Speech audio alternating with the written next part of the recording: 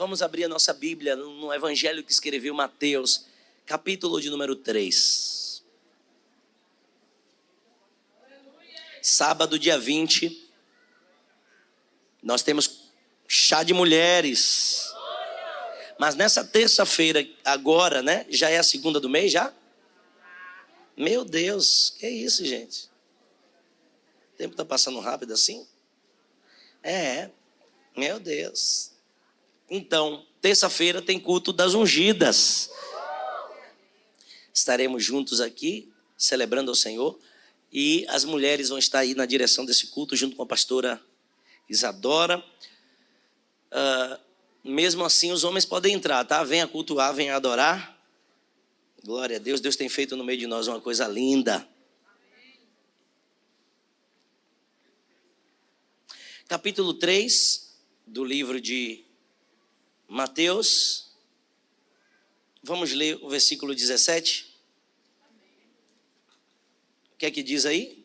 E eis que uma voz dos céus dizia: este é o meu filho amado, em quem me comprazo. Senhor, essa é a tua palavra. É uma manhã de ceia, uma manhã de entrega. Mas primeiro o Senhor se entregou por nós. E te pedimos nesse instante, fala conosco de maneira especial. E edifica-nos com a tua palavra, para a glória do teu nome. E a igreja viva diz: amém. Irmãos, é para nós muito honroso estarmos aqui na presença do Senhor, iniciando esse mês, dando para Ele a primícia, entregando para Ele devoção, dedicação. Nós estamos já no mês de número 9, não é isso? E nesse mês nós estamos com o tema Davi, um homem segundo o coração de Deus. Já estamos no 9º tema desse mês, no subtema desse mês. E o tema geral do nosso mês é: achei Davi, o meu servo, e com o meu óleo o ungi. Toda referência da vida de Davi começa quando um profeta vai na sua casa e lhe unge para viver um grande propósito. Mas essa não é a total referência, é apenas o início da referência. Nós aprendemos aqui que Davi foi ungido uma primeira vez. Primeiro livro de Samuel, capítulo 16, versículo 13. Ele foi ungido diante dos seus irmãos e ali na primeira vez ele foi levantado para ser. No segundo livro de Samuel, capítulo 2, nos versículos 3 e 4, ele foi ungido para exercer em Judá e Benjamim. No segundo livro de Samuel, capítulo de número 5, versículo de número 3 e 4 e 5, ele foi ungido para crescer. Ele vence guerras, ele vence os seus inimigos em redor, une a nação em volta de um propósito. Ele é chamado de o grande rei de Israel. Aí então ele passa de fato a ser uma referência histórica, uma referência profética, porque dele viria aquele que haveria de nascer para a nossa salvação, o Rei de Reis e Senhor de Senhores, o Senhor Jesus. Mas o que foi que levou a Davi ser essa referência? O que foi que fez com que Deus olhasse Davi e despertasse esse desejo de levantar neste servo, neste adorador, que inspira tantas canções? Nós temos canções que atravessaram gerações, sendo cantadas pela igreja, com o nome de Davi, com as expressões dos salmos de Davi. O que levou a Deus fazer de Davi essa referência? E a partir da raiz de Davi, da árvore genealógica de Davi, vinha o Messias, vinha o nosso rei, o nosso Redentor. Foi o estilo de vida que Davi decidiu viver para honrar a Deus. Por isso Deus decidiu que do trono de Davi viria o Messias. Não só por isso, não só pelo estilo de vida que ele decidiu viver para honrar ao Senhor, e eu entro já já no Evangelho de Mateus, mas eu preciso englobar tudo que nós já ministramos. Por favor, Cristian, você consegue colocar para mim a sequência aí dos temas desde o início do ano? O principal de janeiro, e vem o fevereiro, março, abril, maio, junho, julho, agosto, até esse, pronto. Então o que foi que fez Davi ser achado por Deus e ser ungido por Deus? Foi esse estilo de vida que no anonimato honrava a Deus, mas que também no coletivo honrava a Deus. Vamos lá, para fevereiro. Deus achou Davi. Porque Deus olhou o seu? Está muito claro. O homem olha para a aparência e Deus vê o coração. Vamos seguindo. Março. Servir em casa, valorizando cada tempo e desenvolvendo novas habilidades. Perceba, um coração ensinável. Alguém que está sempre buscando aprender ou desenvolver uma nova habilidade. Vamos para abril. Ele tem adoração como estilo de vida. E essa adoração manifesta a glória de Deus. Não era algo apenas profissional, artístico. Cadê os tocadores aqui da igreja? Cadê os adoradores? Estão ali sentados suas mulheres e seus varões. Porque não era apenas, pode voltar lá, por favor. Não era apenas adoração como estilo musical, adoração defendendo um estilo, adoração como forma de ocupar o tempo. Não, era o estilo de vida, fazer da música o movimento de adoração a Deus. E isso fazia o quê? Manifestava a glória de Deus. Lembra que Saul estava endemoniado e só o toque, o dedilhar da harpa fazia com que o espírito mal saísse de Saul? Porque a adoração como estilo de vida, naquilo que você faz, a glória de Deus vem se manifestar. E gera o quê? Libertação. Você acredita que até ungir comida quebra jugo na vida de alguém? Alguém crê nisso? Você acredita que algo ungido e ingerido pode gerar cura física e libertação na vida de alguém? Alguém aqui? É porque eu não gosto muito de fazer as campanhas que se fazia antigamente para não virar esse hábito, esse costume. Mas eu acredito que até a água, quando a gente unge, você leva para alguém, alguém recebe milagre. Eu já vivi milagres. Eu já vi Deus operando milagres. Porque tudo que você faz como estilo de vida de adoração, Deus termina por usar aquilo que você faz para gerar libertação na vida de alguém. Não é só na música, não é só no tocar, mas na sua profissão Deus pode manifestar a glória dele e gerar libertação na vida de alguém. Amém? Continua. Davi e Jonatas, o valor da amizade, amigos, irmãos. E aí agora vem, por que Davi foi escolhido? Porque era esse tipo de gente que aprendeu a ter um coração que sabe dividir as coisas. Gente, você aprendeu muito aqui no mês de maio sobre isso. Quem era Jonatan? Jonatan era filho de Saul. Saul perseguia Davi, 15 anos perseguindo Davi, falando mal de Davi, intentando mal a ponto de matá-lo, de querer matá-lo. E na casa do seu inimigo, Davi despertou confiança em alguém. Você consegue entender o nível de maturidade emocional de Davi? Porque tem gente que é assim, né? Brigou com o pai, não fala com o filho, não fala com ninguém da casa. Ou brigou com o filho, não fala com o pai, não fala com a mãe. Tem gente que é desequilibrada. Davi tinha equilíbrio. Davi tinha dito, o problema de Saul é comigo, mas eu não tenho problema com ele. É ungido de Deus, eu respeito, eu vou fugir porque eu não quero morrer. Mas Deus está no controle das minhas emoções, não são as pessoas. A amizade era muito coesa. Perceba que em cada detalhe, Deus revela o porquê que Davi é levantado um homem segundo o seu coração. Continua. Junho. Suportando processos. Vivendo progressos nesses processos. Até viver o seu real. 15 anos. Davi esperando fervorosamente a hora de viver o seu propósito. Enfrentando os seus processos. Quantos de nós recebemos profecias e desanimamos? Deus até hoje não cumpriu, bispo. E quem foi que disse que Deus fala hoje e cumpre amanhã? No processo Deus te prepara. No processo Deus te aperfeiçoa. No processo Deus te molda. No processo, o fogo te forja, te aperfeiçoa. E quando chega a hora de viver o propósito, você não se envergonha, porque Deus te preparou. Vamos lá, junho, julho agora.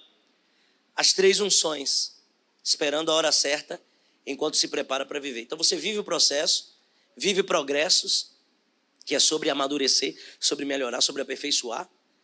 Depois você recebe a testificação disso, espera a hora certa e continua se preparando para viver a chamada. É essa metamorfose ambulante. É esse crescimento contínuo. E aí você entendeu por que Davi recebeu a primeira unção. Unção para ser, unção para exercer e unção para crescer.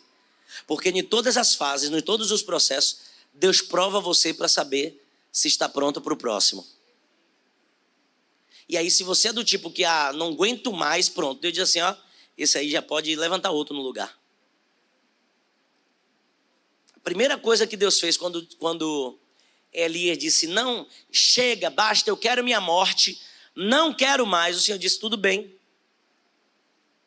Você pensa que só sobrou você, mas ainda tem 7.000. Eu não escolhi você por falta de quem escolher, não. Eu escolhi você porque até aqui você foi disponível para ser ensinado, para ouvir a minha voz. Mas já que você não quer, quando um não quer, dois não brigam. Eu não vou forçar. Vai unge Eliseu, o profeta, em seu lugar. Unge Jeú, rei. Unge Azael, rei. Um na Síria, outro em Israel. E pronto. E aí Deus cessou o ministério de Elias. A partir dali ele não fez mais milagre nenhum, não teve mais profecia nenhuma. Por quê? Porque Deus não vai forçar aquilo que você não quer viver. Aí tem gente que está frustrado, bispo, não vivi. Você pensa que as palavras que você fala nos momentos de emoção, no reino espiritual é esquecido, é? Você pensa que seu sofisma, o que é sofisma, bispo? É você fala uma coisa com a boca, mas no coração tem outra.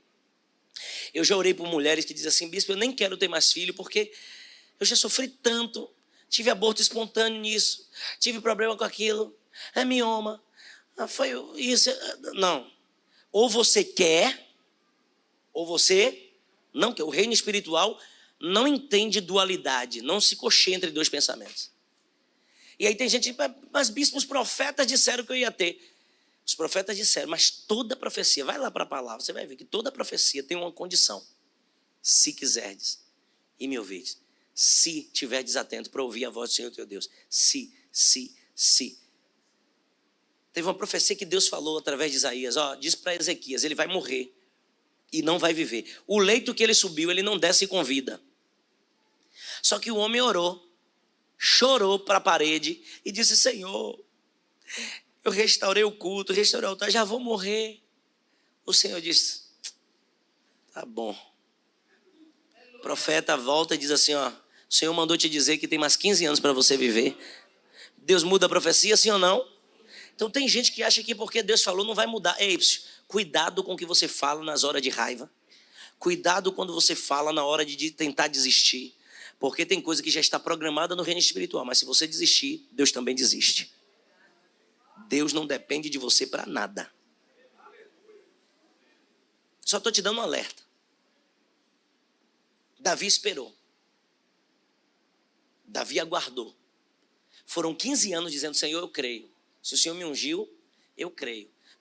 Os primeiros 15 anos foram 15 anos de perseguição, de preparo, de processos. Chegava em caverna, saía com a galera preparada para a guerra, porque não era o ambiente que determinava quem Davi era. Era Davi que determinava o ambiente onde ele chegava. Pegou isso aí?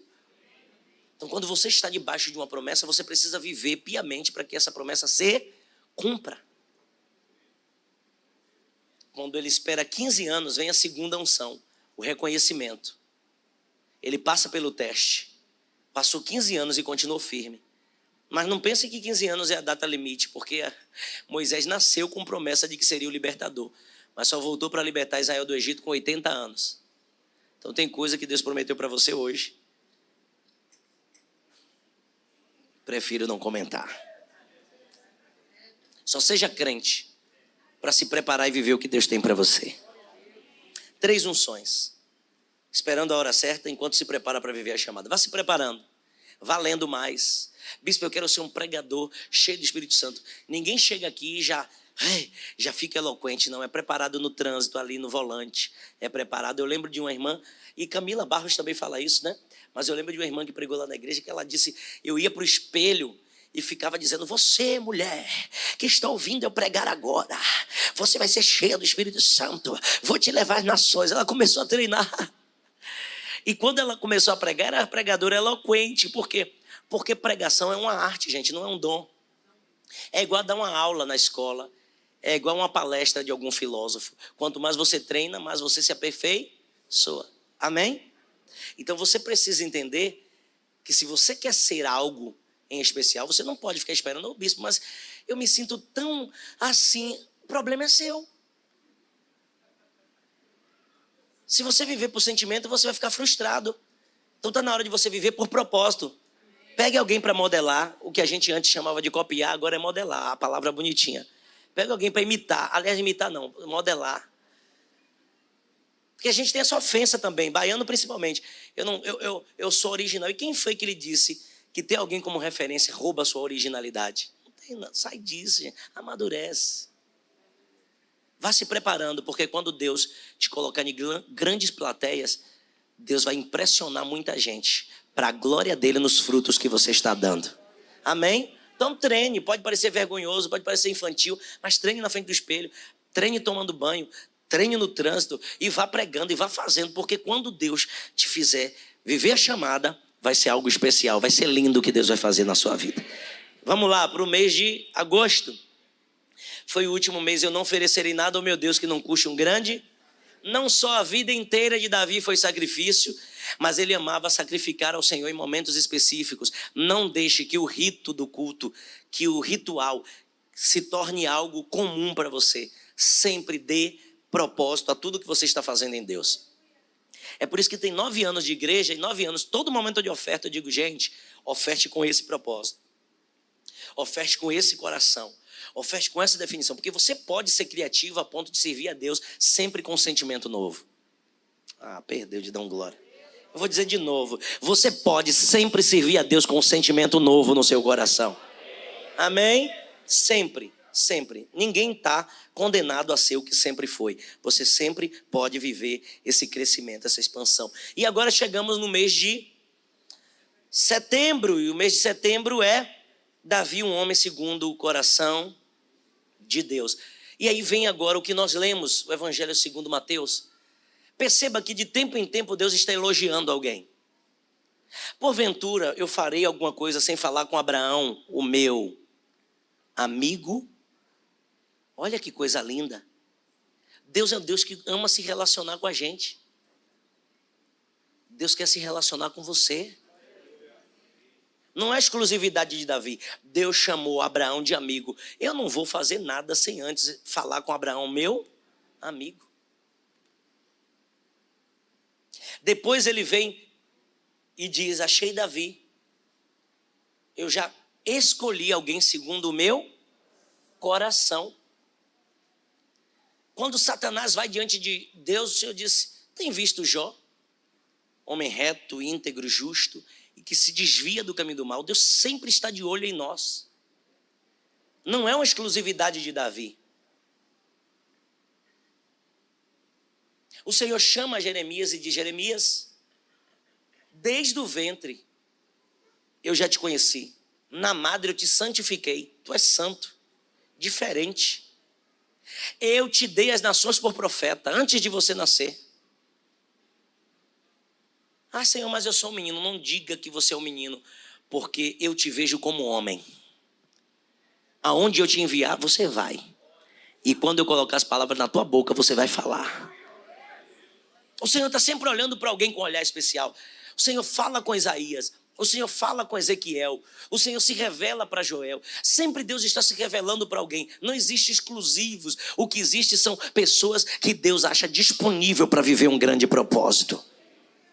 Mas agora, especificamente, alguém que o Senhor diz, este é o meu filho amado, em quem eu me comprazo, em quem eu tenho todo o meu prazer. Ele está falando do seu filho, Jesus o Cristo. Jesus, ele está aqui nesse cenário que nós acabamos de ler, no que nós chamamos de o dia do seu batismo. No versículo de número 13 diz assim: então veio Jesus da Galileia ter com João, o Batista, junto do Jordão, para ser batizado por ele. Mas João opunha-se-lhe, dizendo: eu careço de ser batizado por ti, e vens tu a mim?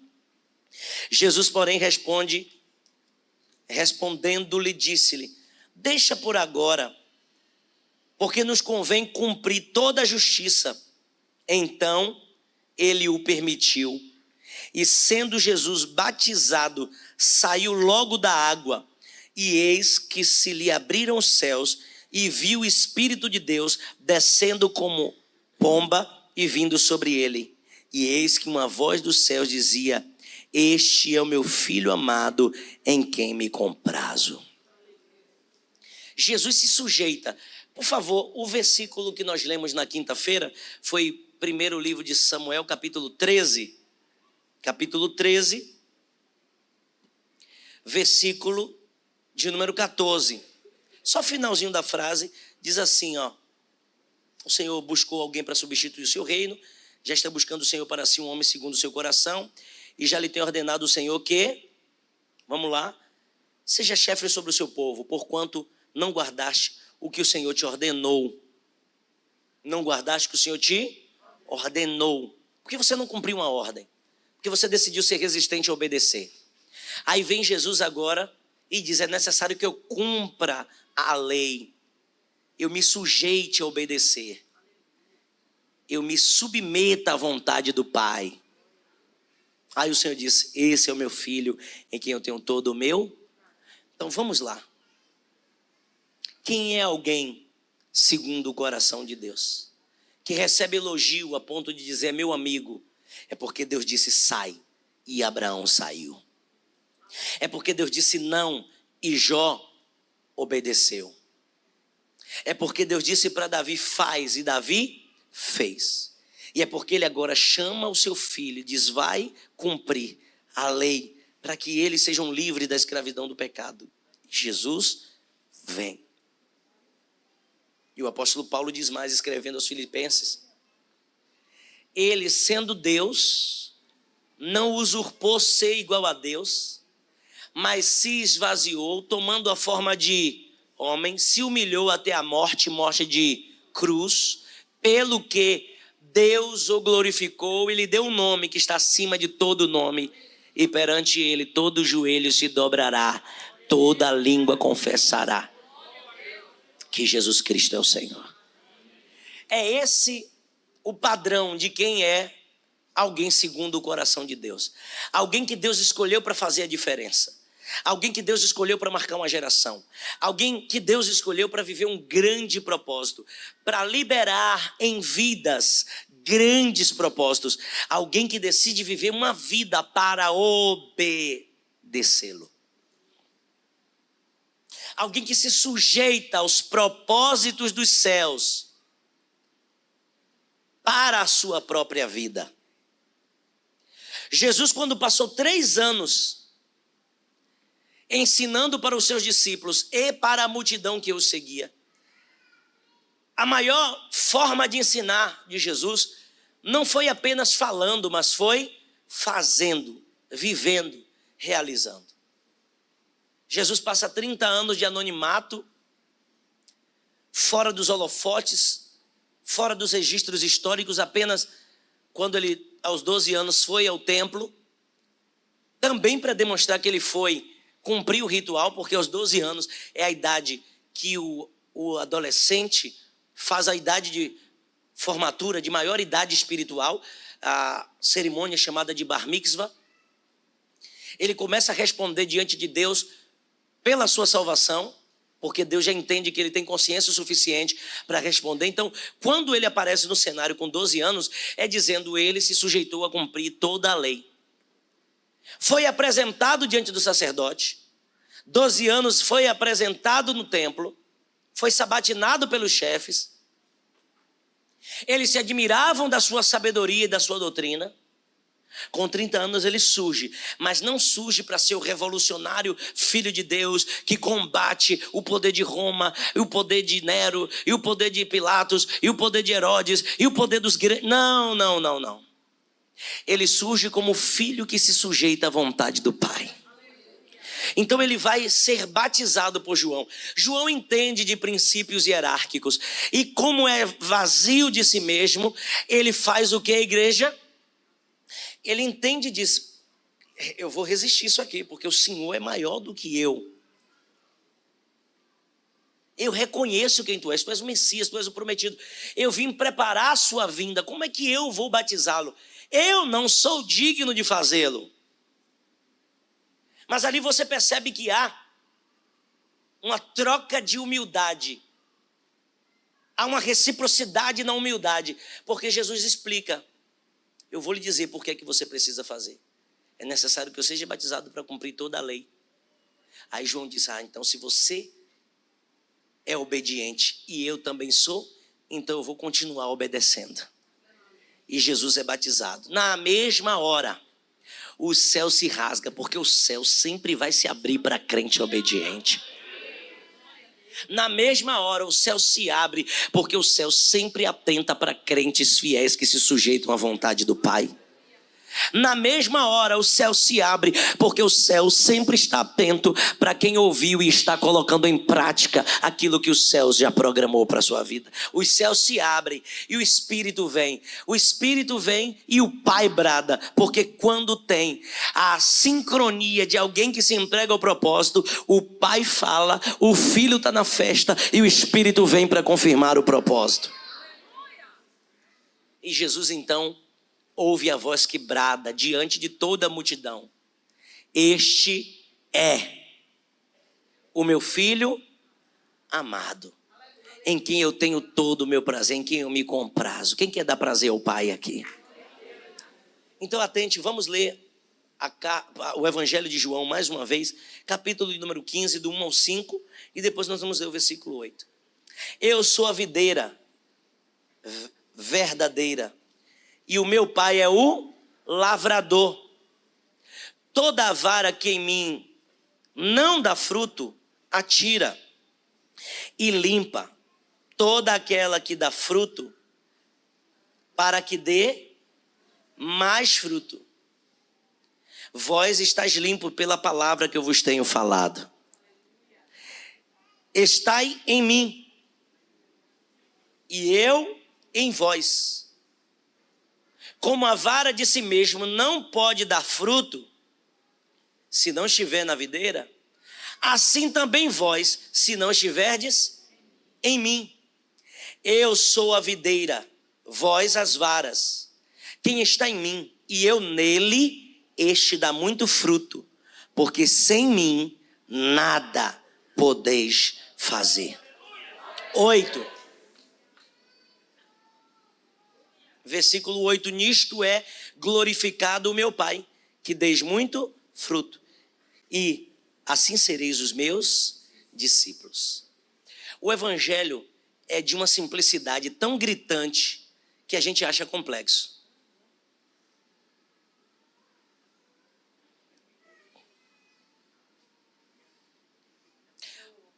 O sertanejo mais simples.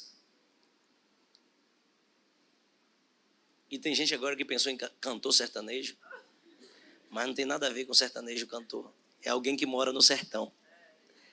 O sertanejo mais simples, mais humilde, iletrado, conhecendo a palavra e ouvindo e obedecendo, tem uma vida de mais resultado do que o maior teólogo que não coloca a palavra de Deus em prática.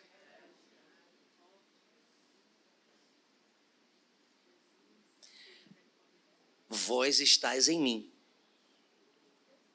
e eu em vós.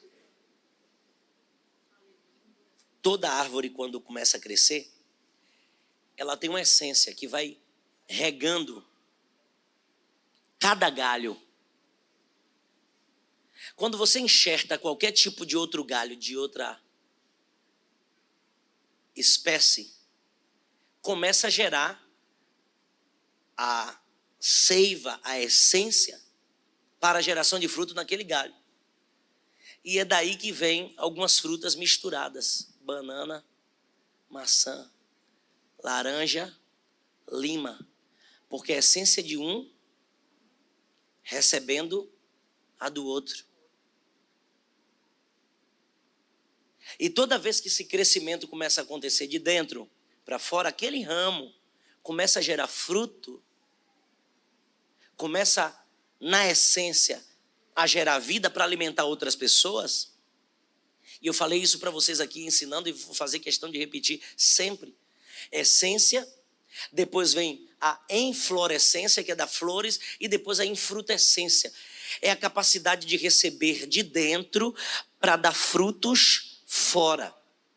Jesus ficou indignado quando passou por uma figueira cheia de folhas. O que essas folhas anunciavam? Deve ter muito fruto aí. Deve estar dando muito resultado aí. Deve ter usado a essência para dar fruto e alimentar pessoas. Deve estar usando a essência para dar frutos e fazer alguma coisa pelo reino, que é cuidar de vidas. Só que quando Jesus passa, procura em um galho, procura em outro e não acha, ele fica indignado e diz: amaldiçoada seja você toda, porque em você eu não achei nenhuma fruta, nenhum fruto. Aí eles vão, quando voltam, Pedro olhou para a figueira e disse: mestre, aquela figueira que o senhor amaldiçoou secou. Porque não adianta viver só de aparência. Jesus deixa claro para nós, queridos, e esse é o início de um mês em que nós queremos ser alguém segundo o coração. Nós precisamos nos preocupar em colocar a essência de Deus que flui do Espírito na nossa vida a dar frutos para as pessoas que estão em nossa volta. Não importa se você está dando muita folha, não importa se você está falando muito, folha representa a fala. Ezequiel capítulo de número 47. Há um rio que flui do trono de Deus, esse rio começa a gerar vida, e está escrito que aonde esse rio passa, as árvores começam a crescer, as folhas servem de remédio e o fruto de alimento. O que é folha? Remédio. É a palavra que cura, é a palavra que restaura. Folha representa muito falar, mas o fruto representa muito viver. O que eu tenho produzido a partir do que eu receber. E nós temos nos preocupado muito com folhas, mas não temos nos preocupado com frutos. Lembra quando Davi vai em direção a Ziclag, chega nessa cidade, a família toda foi sequestrada, os amalequitas levaram, ele vai em direção à banda que o Senhor dá direção e encontra um egípcio, escravo dos amalequitas, doente. O que ele faz? Ele primeiro dá um jeito de sarar, mas antes de sarar, ele dá fruto, comida. Porque se você tentar sarar alguém com as suas palavras, mas não dá alimento para ele, vai morrer da mesma maneira. Ele tem 3 dias ali, doente e com fome.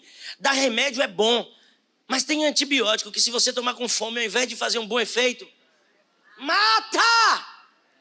Não se preocupe apenas em dar o que você tem para falar. Se preocupe em viver o que Deus quer que você viva.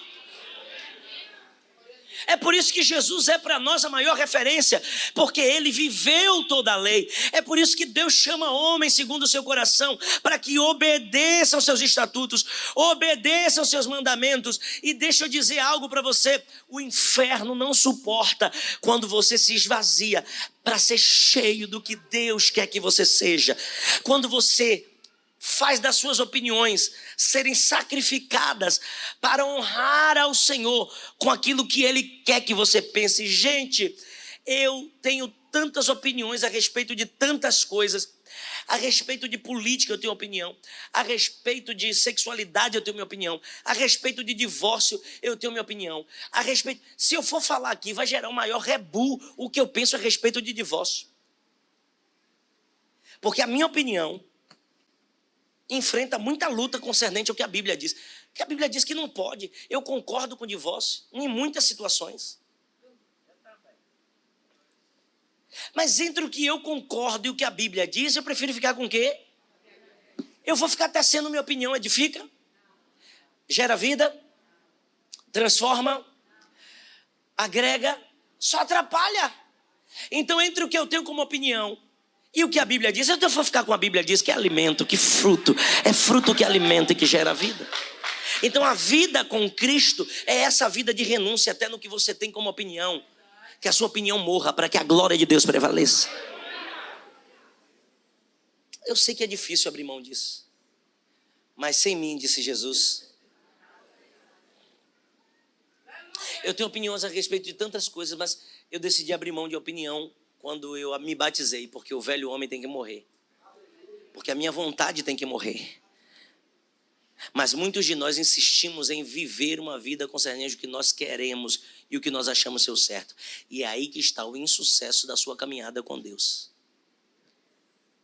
E é aí que está o grande problema. Por que você não cresce, você não progride, você não flui, você não prospera, você não se destaca. Ah, bispo, mas eu nem quero se destacar. Então você não quer dar fruto.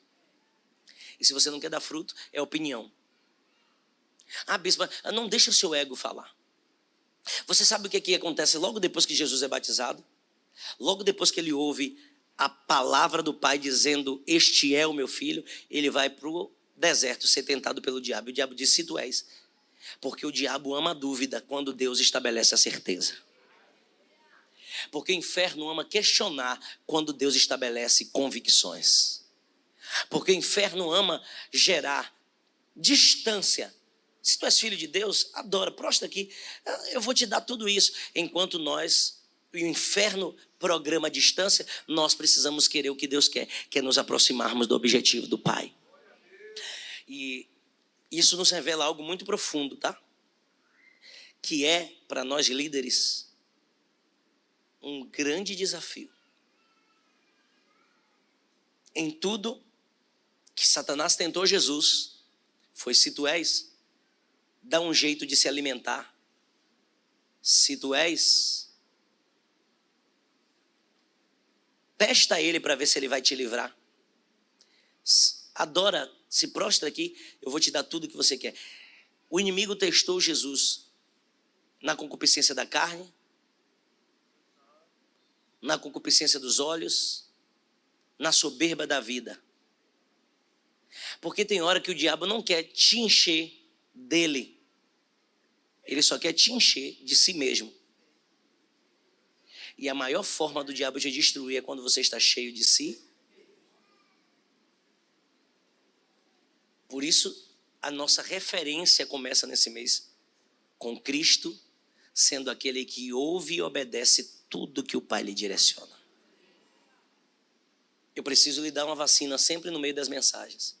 É por isso que é uma fúria do maligno, para que você não tenha certeza do que é pregado aqui. É por isso que o inferno tenta de todas as maneiras, cuidado para não ouvir tudo que um pastor fala. Dê a arte da dúvida. Se for um pastor tendencioso, se for alguém que teste suas opiniões, faça isso. Mas se você vê que tem coerência com a Bíblia, se está sendo fundamentado na palavra, quebre a resistência, para que a sua soberba não impeça de você receber o alimento sólido que o céu tem para você. O que o inferno quer de nós é gerar dúvida, gerar incerteza, é gerar um comichão tão grande no nosso ouvido, uma soberba tão grande no nosso coração, que a gente se sinta tão especial, tão, que quando as coisas não estão do nosso jeito, esse ambiente não é o bom para mim. Ah, se Davi pensasse assim, 15 anos fugindo de Saul. Ah, se Davi pensasse assim, tendo Jônatan como amigo. Ah, se Davi pensasse assim, quando aqueles que de alguma maneira criticaram, porque não só Nabal, e não só um homem que disse, a gente tem que apedrejar esse cão, esse infeliz, aí teve Joabe e disse, deixa eu matar esse infeliz. Não. Se o que ele estiver falando é verdade, não adianta. Mas se ele estiver falando alguma coisa, na hora certa Deus vai dar o pagamento dele. Ah, se Davi pensasse da forma em que nós pensamos, cheio de nós mesmos, ele nunca viveria o reinado próspero e abundante que Deus tinha para a sua vida. Que haja em vós o mesmo sentimento que houve em Cristo Jesus. Agora, o grande dilema da nossa vontade de viver a palavra, sabe o que é? É que quando a gente diz assim, que você seja igual a Davi, que venceu, que suportou Saul. Ah, bispo, Davi é Davi, né? Davi com Davi. Deus não trabalha com cópia, a gente sempre tem uma desculpa para fugir da cruz. Aí quando é que haja em vós o mesmo sentimento que eu vi em Cristo, Jesus é Jesus, ele foi perfeito, eu não sou perfeito. Se o imperfeito a gente não quer copiar, o perfeito a gente não quer copiar, a Bíblia diz, esse será cortado. Você não dá fruto. Você quer dar um jeitinho de ficar sem produzir. Mas se você estiver em mim e as minhas palavras estiverem em vós, aí vocês vão dar muitos frutos, frutos que permanecem. Mas não vai deixar de passar luta, por quê? Porque eu vou ter que podar, eu vou ter que cortar algumas coisinhas para você dar ainda mais. Gente, quando eu penso assim, Senhor, o Senhor já me tratou nisso. Agora já chega. Não, ainda tem outras partes para você dar mais fruto. Sai mais e dói de novo. Você já viu que toda vez que você corta uma planta, sai um pouquinho de seiva, aquele leitinho branquinho. Meu Deus do céu. É assim na vida do crente. Dói. Mas Deus está gerando em você um eterno peso de glória. Cuidado com as filosofias que você tenta ostentar como estilo de vida. Pode estar criando resistência alta ao propósito de Deus. Cuidado com aquilo que os seus pais te ministraram. Bispo, eles têm alguma coisa de ruim? Não foi mal intencionado. Mas tem coisas que não é bíblica, tem coisa que é da emoção. E as emoções atrapalham o que é bíblico de fluir nas nossas vidas. Cuidado com o meio, com aquilo que você recebeu de vizinho, com aquilo que você recebeu de filosofias prontas de professores. Cuidado com o que você recebeu de profecias prontas de pregadores que não têm compromisso com a sua salvação, apenas de vender livro, apenas de vender CD, de vender DVD, de ganhar like no YouTube e no Instagram. Cuidado com aquilo que vem de pessoas que não têm comprometimento com o reino que está chegando para nos levar. Cuidado com o que você ouve de gente que fala o que massageia o seu ego, porque para dar fruto, Jeová vai ter que cortar o que não presta.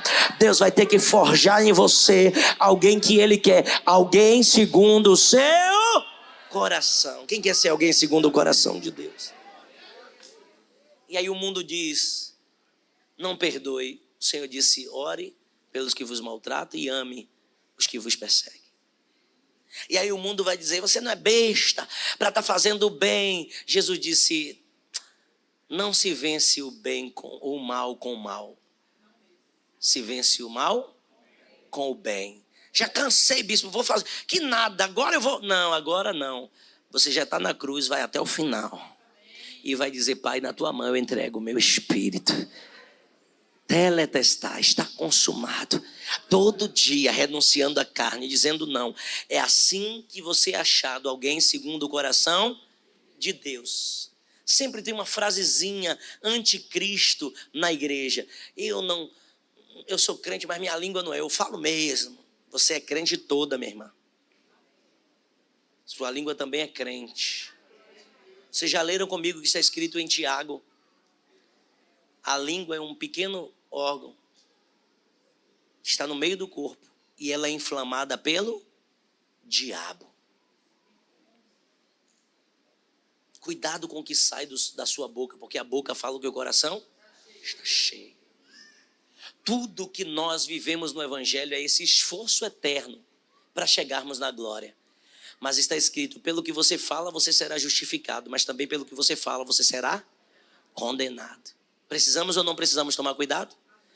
E esse é alguém segundo o coração de Deus, que mede a consequência do que fala, que mede a consequência do que vive uma vida com propósito, que vive uma vida para honrar e agradar a Deus. A carne todo dia está ouvindo coisas que confirmam com aquilo que agrada a ela. Mas o Espírito todo dia está combatendo com a carne, dizendo, aqui você não terá agrado, aqui você tem cruz. Porque o Espírito peleja contra a carne contra o Espírito. Não deixe o mundo te encher de você mesmo. Não deixe o inferno te encher de você mesmo. Se esvazie e a glória de Deus vai te encher. Se permita ser ministrado, coração ensinável. E eu vou lhe dar um alerta, você vai viver lutas dentro da igreja, com pessoas que você ama, porque como um ferro ao ferro afia, assim um homem ao seu companheiro. Os seixos da beira de um rio são formados lindinhos, redondinhos, mas é de tanto atrito com o outro. Deus vai te forjar, é neste lugar chamado fornalha, é neste lugar chamado olaria que Ele vai te apertar, vai quebrar na mão do oleiro. Você não tem de onde fugir ou para onde fugir da presença de Deus. Se você quer dar fruto, você precisa permanecer no propósito.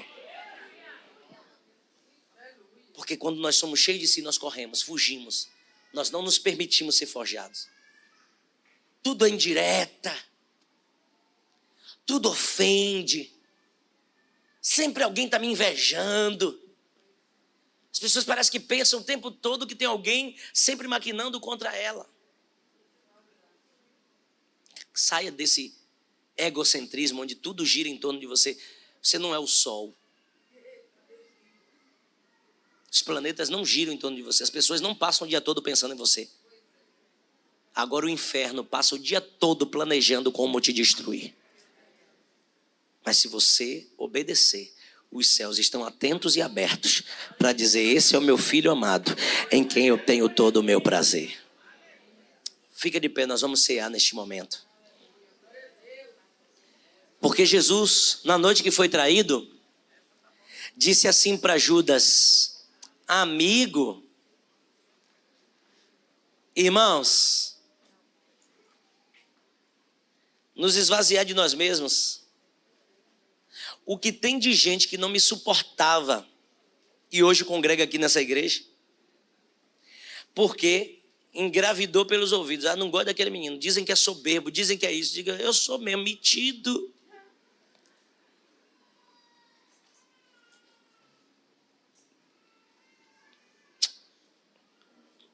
O negócio é estreito.